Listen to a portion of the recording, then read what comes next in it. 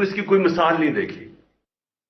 اور وہ کیا ہوا اس ملک میں, کیوں یہ امید چلی گئی کہ 30 سال سے اس ملک کے اوپر 2 خاندانوں کی قبضہ ہوا تھا, اور انہوں نے اپنے آپ کو ثابت کیا انٹرنیشنلی بھی اور نیشنلی بھی کہ وہ کتنے کرپٹ ہیں.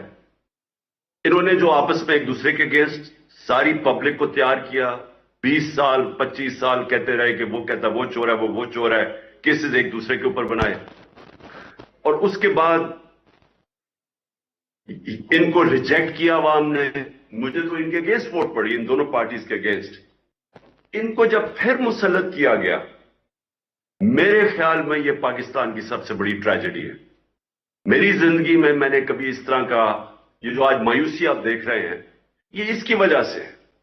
اور یہ کیونکہ ایک اکانومی کا سیمینار ہے, میں پہلے یہ کہنا چاہتا ہوں کہ اکانومی جو ہے وہ پولیٹکس سے کنیکٹڈ ہے. کوئی دنیا کے اندر اکانومی آئسولیشن میں نہیں چلتی. اس کی اگر آپ پورا پیچھے بیک گراؤنڈ نہیں سمجھتے تو آپ یہ نہیں کہہ سکتے کہ آج حالات یہ اکانومی کے کیوں بگڑ گئے, کیونکہ آپ کو سمجھنا پڑے گا کہ کس بیک گراؤنڈ کے اندر یہ سب کچھ ہو رہا ہے. اور اس کا بہت بڑا پھر کہ آگے اگر ہم نے جانا ہے تو اس کے لیے کیا کرنا پڑے گا. جب تک اس کا صحیح انالیسس نہیں ہوتا, آپ اس کا صحیح معنی کے اندر سولوشن نہیں نکال سکتے کہ آگے ملک نے اب اس دلدل میں سے کیسے نکلنا ہے. تو سب سے پہلے تو یہ جو مایوسی آج پاکستان میں, اس مایوسی کی وجہ یہ کہ وہ لوگ جو اپنے آپ کو ڈسکریڈٹ کر بیٹھے تھے, انٹرنیشنلی ان کی کرپشن کے چرچے تھے, ان پارٹیز ایک چیز دنیا ریکگنائز ان کی نہیں کی ہے. ان کے دور میں ایک چیز ان کی ریکگنائز نہیں ہوئی. ان کے 20 25 30 سالوں میں صرف ایک ہی چیز ہوتی تھی کہ ان کی کرپشن کے باہر اخباروں کے اندر, ان کے میڈیا پہ ڈاکیومنٹریز بنی, princess and the play boy, اور پتہ نہیں الفرڈ ٹو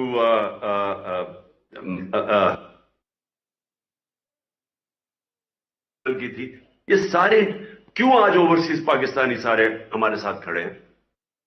کیونکہ اوورسیز پاکستانیز وہاں باہر بیٹھ کے ان کو ایک بہتر پکچر نظر آ رہی ہے کہ انہوں نے کتنا پاکستان کا نام بدنام کیا باہر. کیوں وہ ان کے اتنے اگینسٹ ہیں؟ کیوں کبھی اتنے ایسے ڈیمونسٹریشنز ہوئے نہیں پاکستان کی تاریخ میں؟ جب ہماری گورنمنٹ گرائی گئی 9 اپریل کو, تو جو باہر پاکستانیوں کا رسپانس تھا یہ انپریسیڈنٹڈ ہے. اندر بھی انپریسیڈنٹڈ تھا, باہر بھی انپریسیڈنٹڈ تھا, کیونکہ لوگوں کے اندر ایک خوف بھی آیا کہ ان کو واپس لے آئے, اور دوسرا ایک لوگوں نے اپنا بتایا کہ ہم ریجیکٹ کر رہے ہیں ان کو. تو ہماری جو پاپولیرٹی تھی کبھی اس پیک پہ نہیں پہنچی, صرف اس لیے پہنچی کہ جب ان 3 اسٹوجز کی شکلیں دیکھی لوگوں نے تو جو ہمارے خلاف بھی تھے وہ ساتھ آ گئے. پریسیڈنٹڈ پاپولیرٹی ہے جس کی وجہ سے یہ سارے الیکشنز جب نام سنتے ہیں تو کام پہ ٹانگنی شروع ہو جاتی ہیں, کیونکہ یہ خوف زدہ ہیں. ان کو پتہ ہے کہ پبلک کدھر کھڑی ہو گئی ہے. تو سارا جو سٹیٹس کو کا سیٹ اپ ہے وہ سارا مل کے ایک چیز پہ متفق ہے کہ الیکشن نہیں کروانے, اور بدقسمتی سے ان کے الیکشن ہی ایک سولوشن ہے جو اگر ہم نے اس میں سے نکلنا ہے. یعنی اگر پہلا قدم اگر ہم نے اس سے نکلنا ہے, یہ جو کوک مائر کے اندر جو سارے سپیکرز نے بتایا کہ ہم پھنستے جا رہے ہیں, اور جو آگے 2 سیناریوز بتائے کہ یا آئی ایم ایف میں اور اس کے علاوہ تو کوئی چارہ ہی نہیں, آئی ایم ایف پہ جانا پڑے گا, تو ان کی کنڈیشنالٹیز, اس سے کیا افیکٹ پڑے گا اس ملک میں غربت پہ, اور دوسری چیز کہ اگر نہیں جاتے تو پھر اس سے بھی برا حالات ہے. تو یہ جو انہوں نے ہمیں یہاں لا کے کھڑا کر دیا ہے, یہ آپ سمجھ جائیں کہ تو یہ جس مرضی طرف سے کان پکڑے سولوشن ایک ہی ہے الیکشنز, اور وہ یہ چاہتے نہیں کیونکہ ڈرتے ہیں. تو یہاں پھنسا ہوا ہے کیچ 22 پاکستان کا. تو میں اب بریفلی, تو کیونکہ ساری قوم تو سننا چاہتی ہے کہ آگے کرنا کیا ہے, کون نکالے گا اس میں سے, میں اس کے اوپر آؤں گا. لیکن میں ضرور یہ کہنا چاہتا ہوں کیونکہ ساری میری قوم کو اس چیز کی سمجھ آنی چاہیے, اور آپ سب جتنے بیٹھے ہوئے ہیں, کہ دیکھیں جو اس ملک سے کیا گیا 9 اپریل کو, اور جس طرح کیا گیا اور جس طرح کی سازش کی گئی، ایک وہ گورنمنٹ جو پہلی دفعہ آئی تھی پاکستان کی تاریخ میں فیڈرل گورنمنٹ میں، وہ گورنمنٹ جب آئی تھی، اور سب کو پتا ہے آپ نے، کیونکہ چوکترین آپ سب نے بتا دیا کہ ایک بینکرپٹ گورنمنٹ ملی تھی پاکستان کی۔ سب سے بڑا مسئلہ ہمارا کیا ہے؟ کرنٹ اکاؤنٹ ڈیفیسٹ، ڈالرز کم ہے۔ تو وہ تو یعنی اب میں کیا کہوں کہ شارٹ سائٹڈ گورنمنٹس مسلسل آتی گئیں۔ یہ دو خاندانوں کا کوئی زیادہ لمبا ویژن تھی نہیں۔ جو پیسے بنانے آتے تھے اور پیسے بچانے آتے تھے، انہوں نے تو کبھی لانگ ٹرم پلاننگ کی نہیں۔ تو جو ملک اپنی ایکسپورٹس نہیں بڑھائے گا، اپنی ڈالر انکم کو نہیں بڑھائے گا، وہ کیسے کہہ سکتا ہے کہ میں ایشین ٹائیگر بن جاؤں گا؟ میں نے ایسے بھی سلوگن سنے ہیں، لاہور کو پیرس بنا دیں گے۔ تو سمپل چیز یہ ہے کہ اگر آپ کی آمدنی نہیں بڑھ رہی اور خرچے آپ کے بڑھتے جا رہے ہیں، یعنی امپورٹس بڑھتی جا رہی ہیں، تو آپ کیسے ایک ملک سالوینٹ رہے گا؟ ہر شور میں جاتے یہ آئی ایم ایف کے پاس جا رہے ہیں۔ ہم نے خود ماضی میں شور میں جایا آئی ایم ایف کے پاس، کیونکہ سالوینٹی کا ایشو آ جاتا ہے۔ جب آپ آئی ایم ایف کے پاس جاتے ہیں تو آپ اپنے فیصلے نہیں کر سکتے، اور یہ ایک بڑا ذلت کا سامنا کرنا پڑتا ہے ملک، کہ آپ فیصلے نہیں کر، وہ کہتے ہیں آپ نے یہ کرنا ہے وہ کرنا ہے، اور وہ آپ ڈرتے ہیں کہ وہ کریں گے تو غربت بڑھے گی۔ تو وہ جو لاس آف ساورنٹی ہے، صرف اس لیے کہ آپ نے اپنے ملک کو مینج نہیں کیا صحیح طرح، اور وہ ابھی ایک حکومت کی نہیں، یہ ایک مسلسل 30-40 سال ہم نے کبھی سوچا ہی نہیں کہ ہم نے اپنی ایکسپورٹس کے اوپر توجہ دینی ہے۔ اور جب ہماری گورنمنٹ آئی، اور ہم تو پہلی دفعہ آئے تھے، تو میں نے ریئلائز کیا کہ جو ہمارا سارا گورنمنٹ کا سٹرکچر بن چکا ہے، اس کو یہی نہیں سمجھ کہ پاکستان کی پرائرٹیز کیا ہے۔ یعنی سارے گورنمنٹ کو تو یہ سمجھنا چاہیے نا کہ جب تک ہماری ایکسپورٹس نہیں بڑھے گی، پاکستان اپنے پیر پہ نہیں کھڑا ہو سکتا۔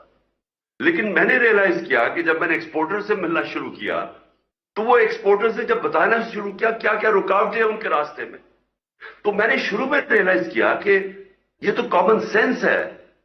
ہمیں ایکسپورٹرز کی تو زندگی آسان کرنی چاہیے، کیونکہ اگر وہ ایکسپورٹ کریں گے تو پیسہ آئے گا، بجائے ایسے معافی کر کے آئی ایم ایف کے پاس پہنچ جائیں۔ ہم اپنی ایکسپورٹس کو توجہ دیں، اور دوسرا جو ہماری ریسورس ہے اوورسیز پاکستانیز، ان کی جو ریمیٹنس ہے ان کو بینکنگ چینلز کے تھرو چینل کریں، تاکہ وہ بھی ہمارے پاس ڈالر کی انکم میں اضافہ ہو۔ تو میں نے دونوں جگہ دیکھا، ان کے لیے بھی آسانیاں نہیں کچھ پیدا کرنے کے لیے تیار تھا جو ریمیٹنسز تھی، نہ ہی ہم اپنے ایکسپورٹرز کے لیے کوئی مدد کر رہے تھے۔ اور پھر جو فیوچر ہے ٹیکنالوجی کا، میں نے جب آئی ٹی سیکٹر کو دیکھا تو وہاں بھی اس سارا آئی ٹی سیکٹر سے جب بات کی، ہر جگہ رکاوٹیں تھیں ان کے راستے میں۔ یعنی ان کو ہم انکریج کر رہے تھے، جو آئی ٹی کی فرمز تھی، کہ اپنا پیسہ باہر رکھے ملک سے، اپنے ڈالرز باہر رکھے۔ حالانکہ بڑا آسان تھا ان کے لیے انسینٹیوائز کرنا کہ وہ اپنا ڈالر پاکستان میں لے کے آئیں، لیکن وہ جو سٹرکچر بنا ہوا ہے ایف بی آر کا، جو ہمیں شروع میں آئے ایف بی آر گورنمنٹ کا، وہ اس کے اوبلیویس تھا، اس کو سمجھ ہی نہیں تھی کہ کیوں نہیں۔ یعنی ایک ملک بینکرپٹ ہے، ہمارے پاس ڈالرز نہیں ہے، لیکن جو ڈالر جنہوں نے انکم پروڈیوس کر رہی ہیں ان کے لیے کوئی انسینٹیوز ہی نہیں تھے، اور بلکہ رکاوٹیں تھیں۔ اور پھر ہر جگہ پہ جا کے ریڈ ٹیپ تھی، ہر جگہ جا کے وہ پھنس جاتے تھے۔ تو سب سے بڑی بات یہ کہ اسے کبھی کسی نے پرائرٹائز کیا ہی نہیں۔ نون لیگ جو کہتے ہیں ہم بڑا زبردست پاکستان چھوڑ کے گئے ہیں، ایک تو پاکستان کی تاریخ کا آپ نے مینشن کیا، سب سے بڑا کرنٹ اکاؤنٹ ڈیفیسٹ چھوڑ کے گئے، جبکہ تیل کی قیمتیں کیا تھا۔ ہمارے دور میں تیل کی قیمتیں دیکھیں تو ان کو تو تیل بڑا کم قیمت پہ مل رہا تھا، اس کے باوجود سب سے بڑا کرنٹ اکاؤنٹ ڈیفیسٹ چھوڑ گئے۔ مین ہمیں تو پرابلمز آیا جو ہمارے دور میں، وہ جب کموڈیٹی سپر سائیکل آیا اور تیل کی قیمتیں اوپر گئی، تو ہمارا تو کرنٹ اکاؤنٹ ادھر افیکٹ ہوا، اوپر سے ہمیں کورونا کا پڑ گیا، ہمیں کووڈ $3 ارب کی کووڈ ویکسین خریدنی پڑی، یہ ان یوزل کاسٹ تھے، تو ہمیں تو وہ افیکٹ ہوا۔ تو ان کو کیا پرابلم تھا؟ تو انہوں نے سب سے بڑا کرنٹ اکاؤنٹ ڈیفیسٹ، ایکسپورٹس بڑھی نہیں ان کے 5 سال کے اندر، تو یہ اکانومی کیسے ٹھیک کر کے چلے گئے؟ آپ کرنٹ اکاؤنٹ بھی سب سے بڑا چھوڑ جائیں، ایکسپورٹس بڑھائے نا، تو وہ کیسے گورنمنٹ کہہ سکتی ہے کہ ہماری پرفارمنس اچھی ہے؟ وہ ہمیں ملک ملا، اور میں صرف یہ ریپیٹ کرنا چاہتا ہوں کیونکہ بار بار ہمیں کہا گیا کہ جناب آپ فیل ہو گئے ہیں. اس طرح کا میڈیا کو یقین دلاتا ہوں کہ اتنا پریشر میڈیا نے ہمارے اوپر ڈالا. ایک طرح آج کہہ رہے ہیں نا جی نیشنل سیکیورٹی کاؤنسل کی میٹنگ ہوئی تو انہوں نے کہا جی کہ اکانومی میں اور ہمیں ساروں کو کنسنسس ڈیولپ کرنا چاہیے. اور انہوں نے بعد میں بڑی انٹرسٹنگ بات کی کہ ڈالرز ملک سے باہر جا رہے ہیں وہ روکنے چاہیے. میں نے یہ بھی بڑی آج نیشنل سیکیورٹی کاؤنسل کی میٹنگ میں سنی. تو ڈالر سے سب سے زیادہ کون باہر بھیجتا ہے؟ یہ سرے محل جو تھا یہ کدھر کون سے ڈالر سے بنا تھا؟ یہ جو 4 مے فیئر کے فلیٹس ہیں یہ کون سے ادھر سے کدھر سے جنریٹ ہوئے تھے ڈالر؟ وہ یہیں سے پیسہ باہر گیا تھا. وہ جو $60 ملین پڑا ہوا تھا آصف زرداری کا سوئٹزرلینڈ میں جو واپس آنا تھا وہ کدھر سے ڈالر گئے تھے؟ وہ ساری چوری ہو کے یہاں سے گئے تھے. تو یہ آج بلوں کو بٹھا دیا دودھ کی حفاظت کرنے کے لیے اور وہ ہمیں بتا رہے ہیں کہ کیسے آپ نے روکنا ہے جناب ڈالرز ملک سے باہر جانے کے لیے. سب سے بڑے منی لانڈرز تو یہ ہیں. حذیفہ پیپر مل کیا تھی؟ منی لانڈرنگ تھی. تو سارے جو منی لانڈررز ہیں وہ ہمیں درس دے رہے ہیں آج کے لیے ڈالرز روکنا ہے ملک سے باہر جانے کے لیے. تو میں اپنی صرف آج باتیں ہمیں کر رہے ہیں کہ جناب ملک بڑا تباہ ہو گیا اور کوئی بارودی سرنگیں تھیں. تو میں صرف کیونکہ آپ نے یہ سنے بھی ہوں گے اسٹیٹسٹکلی میں پھر ریپیٹ کرنا چاہتا ہوں کہ جو ہمیں پاکستان ملا تھا سب سے بڑا کرنٹ اکاؤنٹ ڈیفیسٹ اکانومی ہمارے برے حالات میں تھی. پہلی دفعہ ہم گورنمنٹ میں آئے. میں یہ بھی کہہ دوں کہ ہمارا پہلی دفعہ جب ہم گورنمنٹ میں آئے ہمارا امریکہ کی طرح کوئی سسٹم ایسا نہیں تھا کہ 2 مہینے. اب جب بائیڈن ایڈمنسٹریشن جب آئی تو 2.25 مہینے ان کو ہر ڈپارٹمنٹ نے بریفنگ دی کہ ہمارے حالات کیا ہیں. ایک ڈپارٹمنٹ کی بریفنگ ملی ان کو. سو ان کی پوری تیاری کر کے لے کے آئے. ہمارا یہاں سسٹم ہی کوئی نہیں تھا. ہمارے تو 3 دن پہلے پتا چلا کہ جناب اب ہماری میجورٹی پوری ہو گئی اور گورنمنٹ بن رہی ہے. اس کے بعد جب گورنمنٹ میں آئے تو پہلی دفعہ پریزنٹیشن مجھے ملی کہ گورنمنٹ کی صورتحال کیا تھی. تو ایک نئی پارٹی بھی آئی پہلی دفعہ گورنمنٹ میں. پہلی دفعہ ہم نے یہ پتا چلا کہ حالات کیا ہے. تو میں صرف یہ کہنا چاہتا ہوں کہ اس کے باوجود اور مجھے بڑا فخر ہے کہ میڈیا پروپیگنڈا ایسا تھا ہمارے خلاف کہ جی تباہ ہو گیا ملک اور یہ ہو گیا وہ ہو گیا. یقین کرے کہ جب ہماری کیبنٹ کے اندر یہ فگرز پریزنٹ کی گئی کہ ہماری 5.7 اور 6% گروتھ ریٹ تھی آخری 2 سال جو پاکستان کی تاریخ میں اگر آپ ڈکٹیٹرز کو نکال دیں اور امریکن ڈالرز کو نکال دیں جو سیٹوں سینٹوں میں ایوب خان کے پاس آئے, ضیاء الحق کے زمانے میں افغان جہاد پہ آئے جب انہوں نے کہا جی پینٹس ہے تو انہوں نے ڈالرز منگوائے اور پھر اپنے 80,000 لوگ مروا لیے وار آن ٹیرر میں اور وہ ڈالرز آئے. اس کو آپ نکال دیں تو یہ پاکستان کی تاریخ کی سب سے بہترین پرفارمنس ہے. اور جب یہ ہماری کیبنٹ کے اندر یہ پرفارمنس بتائی گئی تو میں آپ سب کو بتاؤں کہ ہماری کیبنٹ والے نہیں مان رہے تھے. اتنا بڑا پروپیگنڈا چل رہا تھا. ہم پہلے جی کنونس ہوئے تھے کہ جی ہم ملک تباہ ہو گیا ہم اتنے برے ہیں. تو جب یہ فگرز اناؤنس ہوئی ہماری کیبنٹ میں اور پھر ہماری کیبنٹ نہیں مان رہی کلچر میں یہ گروتھ سروس سیکٹر تو وہ میں آپ کے سامنے رکھتا ہوں کیونکہ میں اس لیے سمجھتا ہوں کہ یہ ہماری بہت بڑی اچیومنٹ تھی. اور یہ اچیومنٹ اس لیے تھی کہ آئی ریپیٹ اگین کہ ہماری تو پہلی دفعہ گورنمنٹ پاور میں آئی تھی. اب یہ ذرا دیکھ لیں میں نے آپ کو بتا دیا کہ 2021 میں 5.7% گروتھ ریٹ 7.4 21-22 کے اندر 6% گروتھ ریٹ. ایگریکلچر 17 سالوں کے بعد 4.4% گروتھ ریٹ 4 بمپر کراپس 2 سال میں. سروس سیکٹر کی گروتھ 6.2% میں ہائیسٹ گروتھ ریٹ تھی. ایکسپورٹس ہماری ہائیسٹ تھی جو پہلی دفعہ انسینٹیوائز کیا ایکسپورٹرز کو اور اس کا نتیجہ آیا $32 بلین ایکسپورٹس ہائیسٹ پاکستان کی تاریخ کا. ان کو انسینٹیوائز کیا آپ نے اوورسیز پاکستانیز کو بینکنگ چینل سے بھیجنے کے لیے $31 ارب रेमिटेंसेस, ये भी रिकॉर्ड था। हमारी टैक्स कलेक्शन पाकिस्तान की तारीख की सबसे ज्यादा थी, 6.1%। और मैं ये रिपीट कर दूं कि जो हमने, और बड़ा मुश्किल था हमें जो चेंजेस लाएं ताकि हमारी टैक्स कलेक्शन बढ़े, ऑटोमेशन के ऊपर जाने के लिए बड़ी रेजिस्टेंस थी, लेकिन हम ये सारे बैरियर्स क्रॉस कर गए थे। पता नहीं आपको शौकत अली ने बताया या नहीं, हमने 34 मिलियन नए टैक्स पेयर्स डिस्कवर किए थे, या मेरे ख्याल में 40 मिलियन, शौकत क्लियर कर देगा बाद में।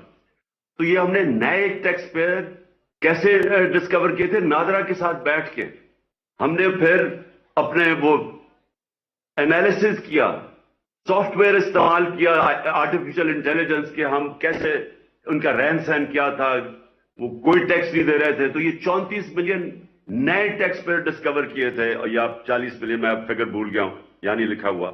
तो हम, और फिर ट्रैक एंड ट्रेस सिस्टम, ये जो बड़ी बड़ी सीमेंट और ये शुगर इंडस्ट्री, ये जो सेल्स टैक्स इवेड करते हैं, उसके लिए ट्रैक एंड ट्रेस सिस्टम ले आए थे ताकि उसमें से इम्पॉसिबल हो किसी किस्म की टैक्स इवेजन।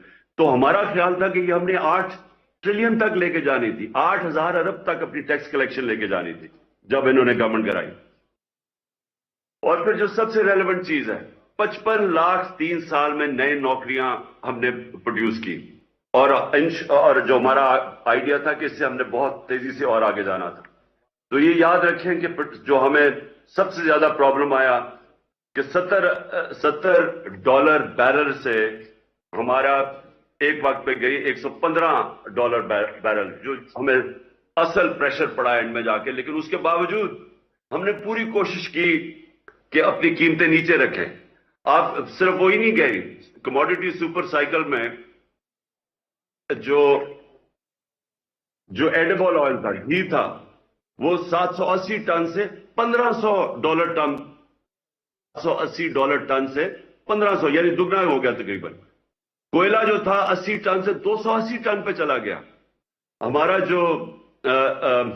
और इसके बावजूद जो हमारी कंज्यूमर प्राइस इंडेक्स था वो 12.2 पे रखा हमने, और जो सेंसिटिव प्राइस इंडेक्स था वो 14% पे हमने रखा मार्च 22 तक। और उसके अलावा हमें ये जो बेनिफिट्स है वैक्सीन की मैंने बात कर दी।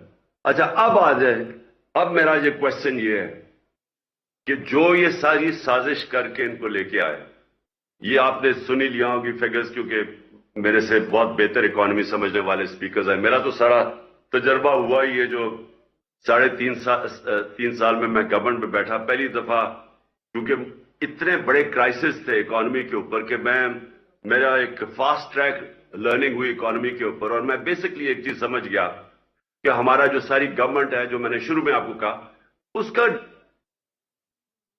होना ये चाहिए कि अगर आपको पता है कि आपका जैसी इकोनॉमी बढ़ेगी तो आपके बॉटलनेक आ जाएगा करंट अकाउंट का, तो सारी मुल्क को कोशिश करनी चाहिए कि हम वो डॉलर की इनकम बढ़ाएं ताकि वो हमारा बॉटलनेक ना आए। मैंने उसके लिए 2 प्रोजेक्ट शुरू किए। एक था हमारा बंडल आइलैंड का कराची, और एक था ये रावी सिटी लाहौर। रावी सिटी लाहौर का मकसद एक तो ये था कि हम लाहौर को बचाएं। रावी बिल्कुल खत्म हो गया, एक सीवरेज डंप बन गया, तो हमने रावी को भी उसको पहले तो बैराज बना के वाटर टेबल ऊपर करनी थी लाहौर की, और उसके इर्द गिर्द हमने हाई राइजेस बनानी थी। हाई राइजेस इसलिए बनानी थी कि हमारा सारा जो एग्रीकल्चर जमीन है वो खत्म होती जा रही है। तो वो हम रियलाइज ही नहीं कर रहे कि अगर हमने ये हाउसिंग सोसाइटीज के माफिया के अंदर फंस गए तो ये तो फैलते जाएंगे, और सारी हमें तो फूड सिक्योरिटी के सीवियर प्रॉब्लम्स आने लगे।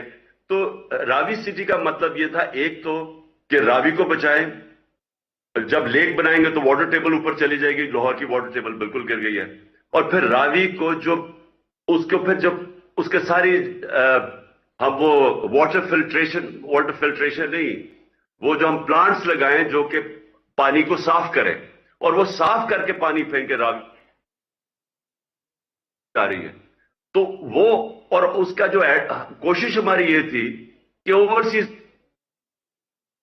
से सेफ इन्वेस्टमेंट उनके लिए प्रॉपर्टी है। और उसके अलावा हमारे पास चाइनीज की $2.5 बिलियन की बिलियन डॉलर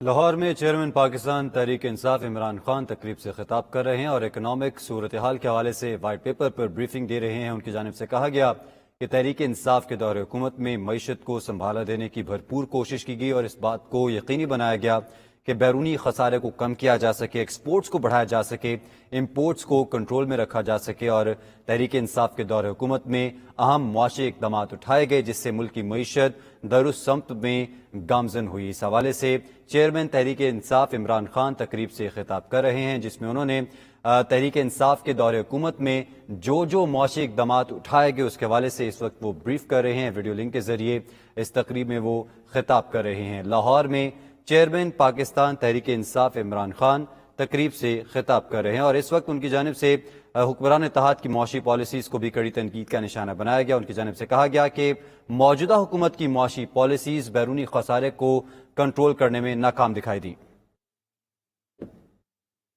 کاور سے چائنا بند ہو گیا تو وہ جو ہم ایکسپیکٹ کر رہے تھے Chinese investment in industrial zones میں، جس سے بھی ہماری ڈالر ریزروز بڑھنے تھے، تو وہ بدقسمتی سے وہ وہاں رک گئے اور یہ ایک سٹی جو وہ سکیٹل کر دی، اور لاہور کا بدقسمتی سے یہاں سٹے آرڈر 10 مہینے 11 مہینے ہمارا وہ رک گیا، تو اس کی وجہ سے جو ایکسٹرا ڈالرز ہم انکم ایکسپیکٹ کر رہے تھے وہ نہیں آئی۔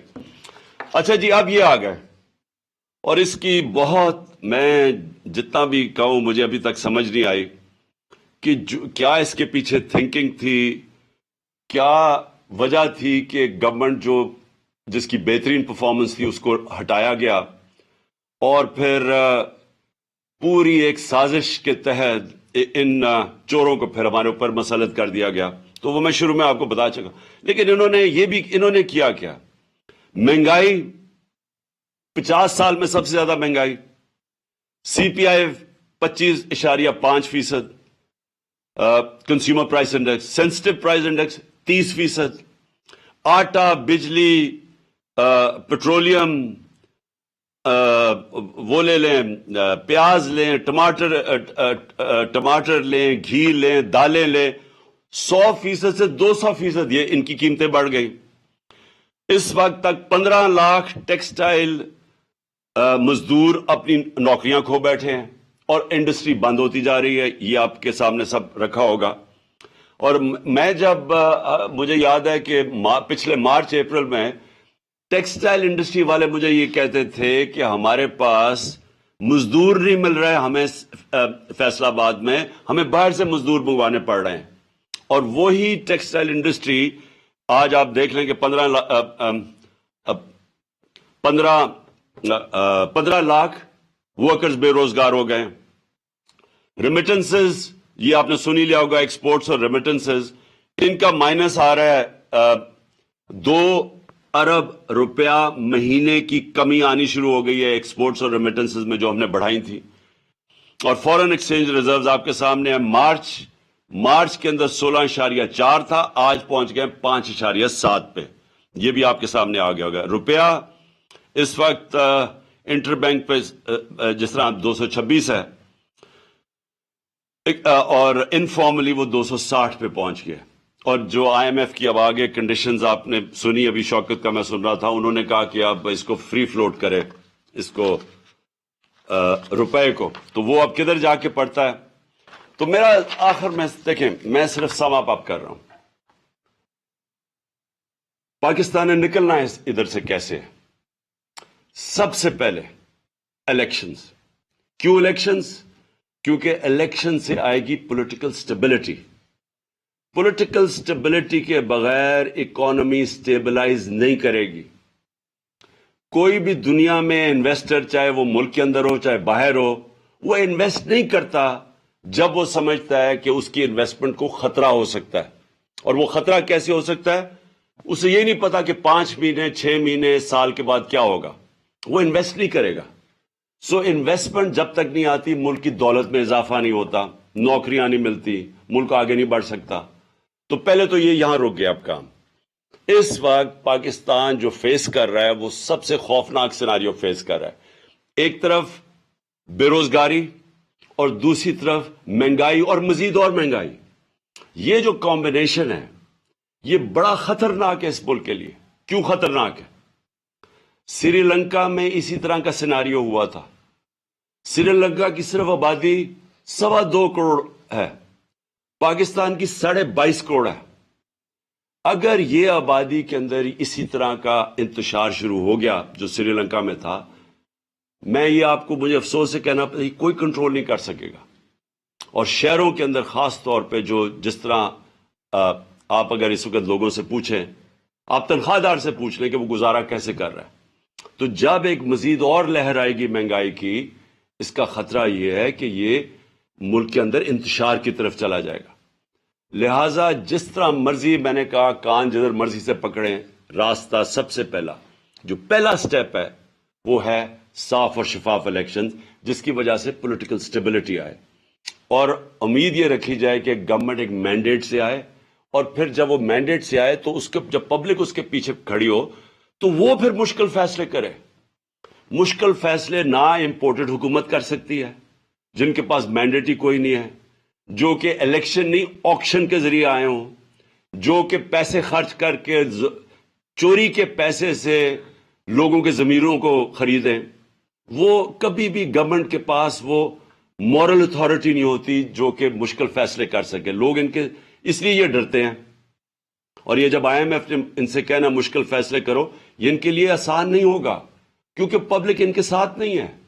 تو پبلک تو اس کے ساتھ ہوگی جو کہ جب وہ ٹرسٹ کریں گے کہ جب وہ پبلک کو جو بھی لیڈرشپ کہے گی کہ دیکھیں یہ مشکل وقت ہے، یہ میں کر رہا ہوں اور اس کے بعد آپ کے لیے آسانیاں پیدا ہوں گی، تب پبلک مشکل گزار لیتی ہے. لیکن ان کے ہوتے ہوئے تو ان کے پاس اب کوئی اعتماد ہی نہیں ہے ان کے اوپر، کیونکہ یہ مزید گرتا ہی گیا ہے. اور انہوں نے جو وعدے کیے ہیں، مجھے یاد ہے شہباز شریف کی جو سپیچ آنے سے پہلے کہ 6 مہینے میں ملک کو ٹھیک کر دوں گا، فکر نہ کریں، میں وہ پنجاب سپیڈ جیسی تھی وہ میں ملک ٹھیک کر دوں گا. ایک تو اللہ کا میں شکر ادا کرتا ہوں کہ یہ ایک بڑے اربوں روپیہ ٹیکس پیئر کا خرچ کر کے اپنا امیج بنایا ہوا تھا نا کہ یہ کوئی بہت بڑا جینیس ہے، یہ تو ایکسپوز ہو گیا. دوسری چیز، وہ اسحاق ڈار وہ بڑا اس کے سارے کیسز معاف کیے، ساری کرپشن کے کیسز اس کے دھوئے، اس کو ڈرائی کلین کیا، پھر NRO 2 دے کے یہاں بلایا، تو وہ بھی ساری دنیا کو پتا چل گیا کہ وہ کتنے پانی میں ہے. اس لیے جیسے ہی آپ کے الیکشنز اور مینڈیٹ آئے گا وہ پھر پہلا سٹیپ ہوگا. اس کے بعد سب سے امپورٹنٹ چیز پاکستان میں رول آف لا ہے. اکانومی کنیکٹڈ ہے رول آف لا کے ساتھ. یہ لوگوں کو غلط فہمی ہے کہ جناب مجھے جو جنرل باجوہ وہ ہر چیز کے ہر فن مولا بن گئے تھے، تو ہمیں بتا رہے ہیں کہ جناب دیکھیں آپ اکانومی کے اوپر کانسنٹریٹ کریں، یہ احتساب کو بھول جائیں، یہ اکاؤنٹیبلٹی بھول جائیں. ان کو یہی نہیں پتا آج تک کہ دنیا کا نقشہ اٹھا کے دیکھ لو، جن ملکوں کے اندر کلین گورننس ہے، رول آف لا ہے، وہ خوشحال ہیں. اور جن ملکوں میں یہاں NRO دیا جاتا ہے بڑے ڈاکوؤں کو اور بیچارے چھوٹے چوروں کو پکڑا جاتا ہے، وہاں سارے ملکوں میں غربت ہے. رول آف لا کنیکٹڈ ہے خوشحالی کے ساتھ. دنیا کے اندر جدھر بھی خوشحالی آئی ہے پہلے رول آف لا آیا ہے. یہ ہو ہی نہیں سکتا کہ ملک میں ڈاکے مارے جائے، جو ایلیٹ ہو وہ اوپر بیٹھ کے ملک چوری کرے اور آپ سمجھے کہ ملک ترقی کر جائے گا. یہ کبھی نہیں ہوا. اور اگر یہ ہوتا تو یہ دونوں جو خاندان 30 سال اس ملک کے اوپر مسلط رہے ہیں تو ان کو ملک کو ٹھیک کر دینا چاہیے تھا. ان کے دور میں ہی تو سارے قرضے چڑھے ہیں. تو یہ کسی کا اگر خیال ہے اور یہ سیلف سٹائل، کیونکہ بدقسمتی یہ ہے کہ جب آپ کے پاس اتنی پاور آ جائے جو ایک جنرل باجوہ کے پاس تھی، تو وہ سمجھتے ہیں وہ ہر فن مولا، وہ ہر چیز کے ایکسپرٹ بن جاتے ہیں. تو ہمیں لیکچر دیے جا رہے تھے کہ نہیں جی ان کو NRO دے دو اور آپ صرف اکانومی پہ کانسنٹریٹ کرو. میں یاد ان کو کروایا کہ چائنا نے 450 وزیروں کو جیلوں میں ڈالا ہے، جو دنیا میں سب سے تیزی سے بڑھ رہی ہے اکانومی. اس کو کیا ضرورت پڑی تھی کہ 450 وزیروں کو پچھلے 7-8 سال میں جیلوں میں ڈالو. اس لیے رول آف لا کنیکٹڈ ہے. اور میں آپ کو یقین دلاتا ہوں کہ ہماری جو سب سے بڑی ریسورس ہے اوورسیز پاکستانی ہیں. میرا ان سے سب سے دیر 30 سال تک رابطہ ہے. انہوں نے شوکتخانہ میں مدد کی، نمل یونیورسٹی میں، PTI کو جس کو فورن فنڈنگ کہتے ہیں، وہ اوورسیز پاکستانی مدد کرتے ہیں. وہ سب سے زیادہ جذبہ رکھتے ہیں. ان کی انویسٹمنٹ نہیں آتی پاکستان میں. وہ پلاٹس خرید لیتے ہیں لیکن انویسٹ نہیں کرتے انڈسٹری میں اور بزنسز میں، کیونکہ ان کو کانفیڈنس نہیں ہے، پاکستان کے انصاف کے نظام پہ کانفیڈنس نہیں ہے۔ اور میں مڈل ٹیئر انویسٹرز کی بات کر رہا ہوں، بڑے بڑے انویسٹرز نہیں۔ اور اگر ہمارے پاس 1 کروڑ میں سے میں کہتا ہوں 5 لاکھ پاکستانی بھی انویسٹ کرنا شروع کریں، آپ امیجن کریں کہ کتنی انفلو آگے ڈالرز کی ہمارے ملک میں۔ تو اس کے لیے کانٹریکٹ انفورسمنٹ چاہیے، اس کے لیے رول آف لا چاہیے، اس کے لیے ایک کانفیڈنس چاہیے ہمارے ملک کے انصاف کے نظام پہ۔ تو یہ کنیکٹڈ ہے خوشحالی سے۔ آپ نے میرے سے بار بار سوال پوچھتے ہیں جی آپ کے پاس کیا اس کا حل ہے، یہ جو آپ دلدل میں ملک پھنسا دیا۔ تو حل یہ ہے کہ پاکستان کو ایسے چلانا پڑے گا جو آج تک ہم نے نہیں چلایا، ہمیں وہ سٹیپس اٹھانے پڑیں گے۔ ہم نے کبھی رول آف لا اسٹیبلش نہیں کیا، مارشل لا آتا ہے تو وہ قانون توڑ کے آتا ہے۔ اور یہ جو 2 خاندان ہیں ان کی مجبوری ہے اداروں کو کمزور کرنا، کیونکہ یہ چوری نہیں کر سکتے۔ اگر آپ کے ادارے مضبوط ہو یہ چوری کیسے کریں گے؟ جو اسرائیل کا پرائم منسٹر تھا اس کو پولیس نے آ کے اس کے اگینسٹ کرپشن کیس کر کے اس کو چارج کر دیا، کیونکہ وہ ان کے ادارے مضبوط ہیں۔ اور یہ نہیں کہ یہ جو یورپ کے اور یہ امریکہ کے لوگ ہمارے سے زیادہ ایماندار ہیں، وہاں کے ادارے ایسے ہیں کہ کوئی چوری نہیں کر سکتا، وہ اداروں کا خوف ہے ان کو۔ یہاں آتے ساتھ ہی سب سے پہلے تو ادارے ختم کیے، ہم نے اداروں کے اندر میرٹ لے کے آئے۔ انہوں نے آتے ساتھ ہی پہلے ایف آئی اے ختم کی، کیونکہ شہباز شریف کے کیسز تھے اربوں روپے کے، اس کو ختم کیا، اس کے اوپر آدمی، اور اس کا اب صرف کام ہے پولیٹیکل وکٹمائزیشن۔ پھر انہوں نے نیب ختم کی، اس کے ٹی ٹی کے کیس تھے اور ان سارے چوروں کے کیسز تھے، ساروں نے اپنے کیسز امینڈمنٹ نیب کر کے ختم کیے۔ اور انہوں نے وائٹ کالر کرائم پکڑنا ناممکن ہو گیا آج پاکستان میں۔ جو نیب امینڈمنٹس کیے ہیں آپ پکڑ ہی نہیں سکتے وائٹ کالر کرمنل۔ اور پبلک آفس ہولڈر، میں یہاں سے پیسہ چوری کر کے اپنے خاندان کے نام پہ رکھ دوں ایز پرائم منسٹر، مجھے کوئی نہیں پکڑ سکتا۔ میں پوچھ ہی نہیں سکتا کہ جی آپ کے بچے کس طرح اربوں پتی بن گئے ہیں، کیونکہ انہوں نے امینڈمنٹ پاس کر دی ہے۔ اوپر سے میں یہاں سے پیسہ چوری کر کے باہر بھیجوں اور پتہ بھی چل جائے کہ میں نے باہر ایک، جس طرح اسحاق ڈار کے پورے دبئی کے اندر وہ ٹاورز ہیں $100 ملین کے، پتہ ہی نہیں چل سکتا۔ میں اگر کہوں کہ جی وہ دبئی سے انفارمیشن آ رہی ہے $100 ملین کے ٹاور ہیں، انہوں نے کہا جی باہر سے جو ایویڈنس آئے گی وہ ان ایڈمیسیبل ہے۔ سو یعنی کہ آپ نے لائسنس دے دیا بڑے چوروں کو۔ تو میں پھر سے کہتا ہوں rule of law second step ہے، elections first, rule of law second step. تیسرا، یہ جو شوکت نے بات کی، ری اسٹرکچرنگ کرنی پڑے گی۔ یہ جو بڑے بڑے ہمارے گورنمنٹ کارپوریشنز ہیں ان کو ری اسٹرکچر کرنا پڑے گا، کیونکہ یہ اتنا زیادہ پیسہ اس وقت کھا رہے ہیں۔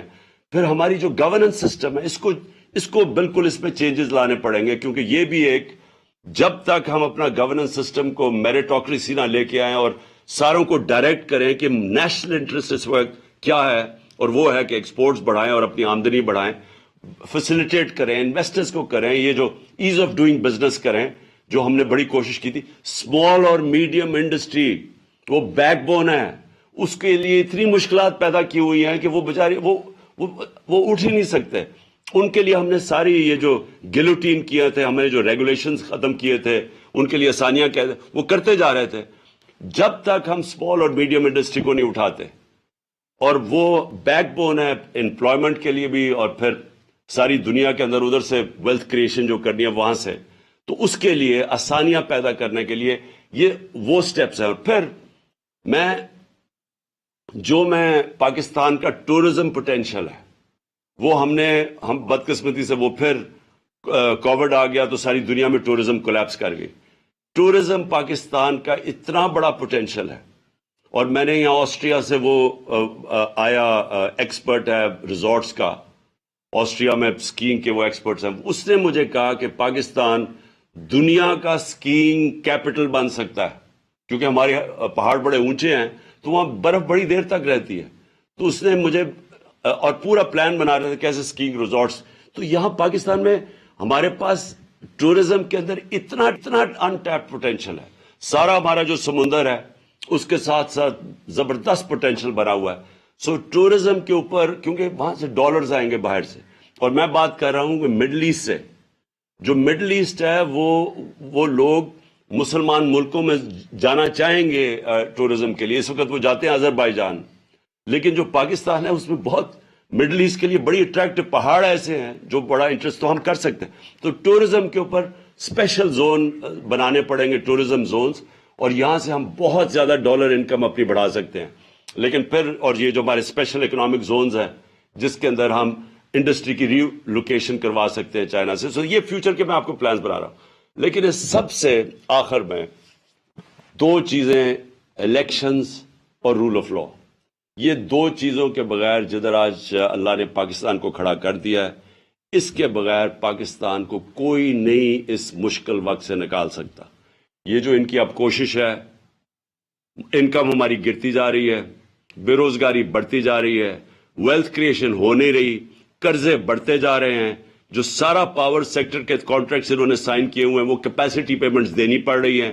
پیسہ ہے نہیں بجلی استعمال کرنے کے لیے, پیسہ ہے نہیں کہ ہم باہر سے جو امپورٹڈ فیول کے اوپر یہ پاور اسٹیشن چلانا ہے وہ ہم چلا نہیں سکتے. تو ایک طرف لوڈ شیڈنگ ہو رہی ہے, دوسری طرف کیپیسٹی پیمنٹس دے رہے ہیں کیونکہ ہمارے پاس پیسہ ہی نہیں ہے امپورٹڈ فیول کے لیے. سو پاکستان جدھر آج انہوں نے پھنسایا ہوا ہے اس کے لیے بڑے چینجز کرنے پڑیں گے. جس طرح ہم نے اپنی گورنمنٹ چلانی ہے, لیکن وہ شروع ہوگا فری اینڈ فیئر الیکشن سے, اور پاکستان میں رول آف لا اسٹیبلش کرنا اب ناگزیر ہو چکا ہے.